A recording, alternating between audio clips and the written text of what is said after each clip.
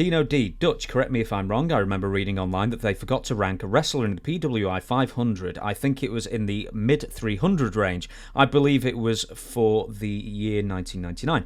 I'm pretty sure that you offered to take the spot in the PWI 500 because you were unranked. I think they gave it it gave it ranking to someone else or never awarded it. I find it ridiculous that you haven't been in a PWI 500 ranking since 1998. Thanks. I don't know quite what the question is there, but I mean, like when you were in the business, how bothered were you about the PWI 500? I mean, did you ever even pay attention to it? Hell no.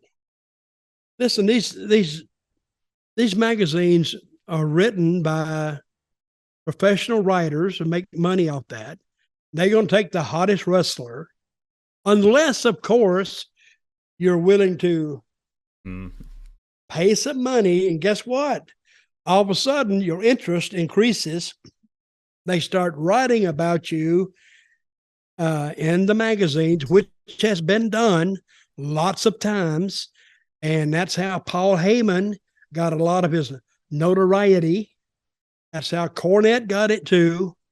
Bruiser Brody, I don't think he paid any money, but they started writing about him because he would call them up and they were marks for him. And I'm using the term marks as fans. They were fans of Brody. And this was Meltzer, huge fan of Brody. So he would write about him. Eddie Gilbert would do it too. Mm-hmm. Eddie Gilbert would write one of them. He says, I'm thinking about Atlanta. That's all he'd write. All of a sudden, in the next, like Meltzer's hot sheet, dirt sheet, Atlanta's thinking about bringing in Eddie Gilbert. That gets his name out there. Then he'd say, well, you know, WWE has a little, WWF, they have a little interest too.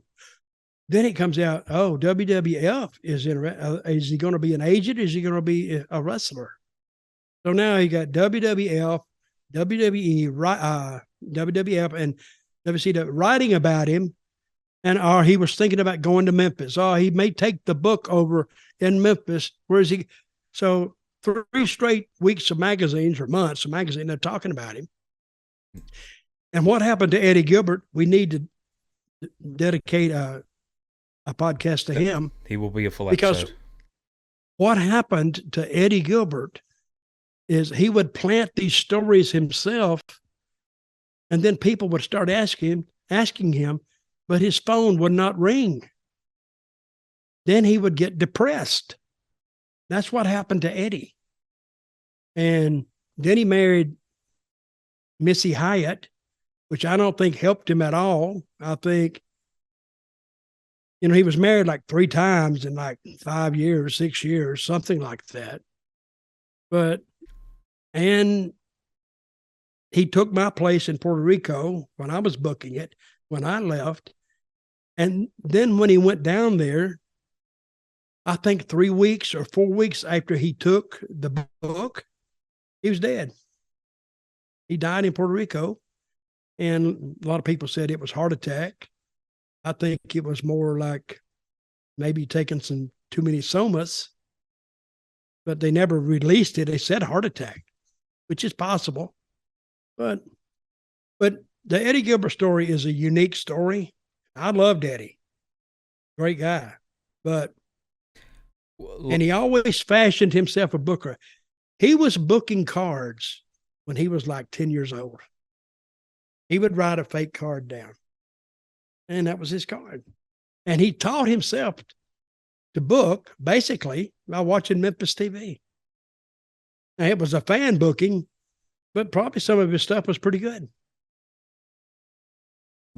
Crazy, huh? With Eddie, I think by the time this comes out, it won't be a surprise. So it will be the day of, actually. Todd Gordon, the ECW founder, owner, told me that Eddie Gilbert, when he was booking for him, Eddie Gilbert was actually the conduit to getting ECW, Eastern Championship Wrestling at the time, in Dave Meltzer's Wrestling Observer.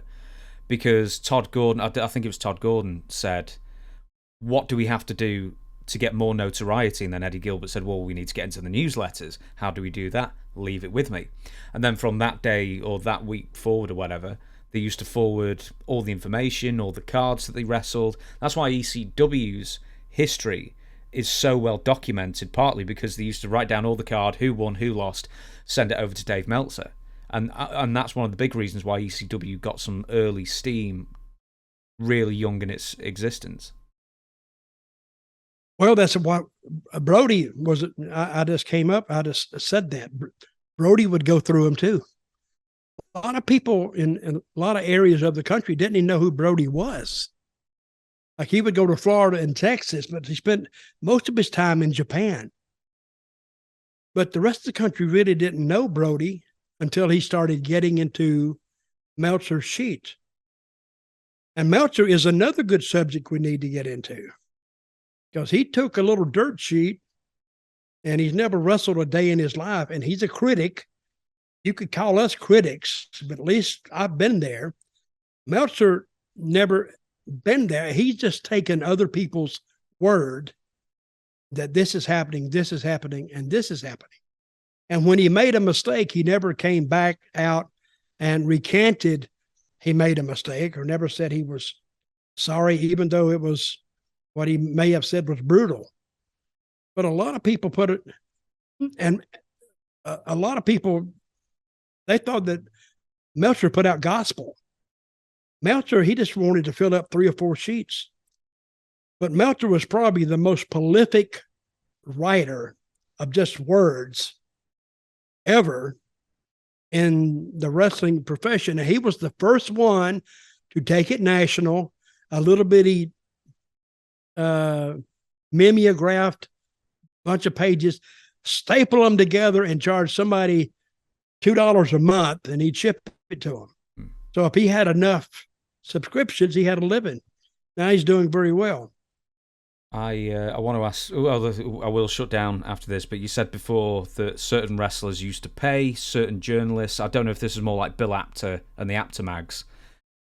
Do you remember anyone, you don't have to throw anyone's name out there if you don't want to, but do you remember anyone who actually did pay Bill Apter or anyone like that to get their name out in the newsletters or magazines?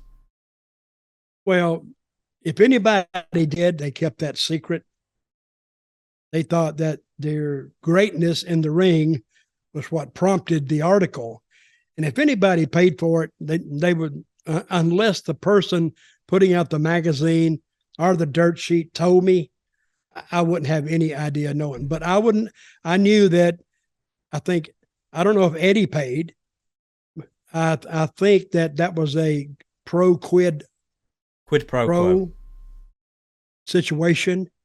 And they needed news. They needed insider talk. But a lot of guys now call them up and fill them in, thinking that will help, will prompt Meltzer or Alvarez or somebody to write good stuff about them.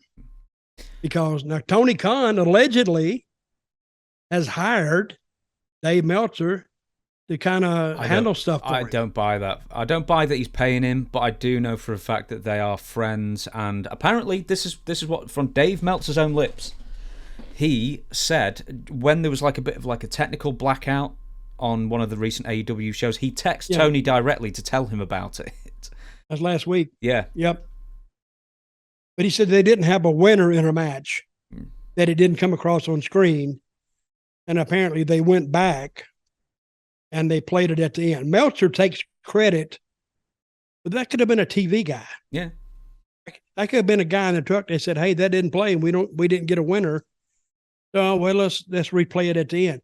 Meltzer's taking credit for that mistake, which is okay. Somebody gave it to him, because you don't know who gets what. And if you have a blackout and you miss it, you need to go back and cover it.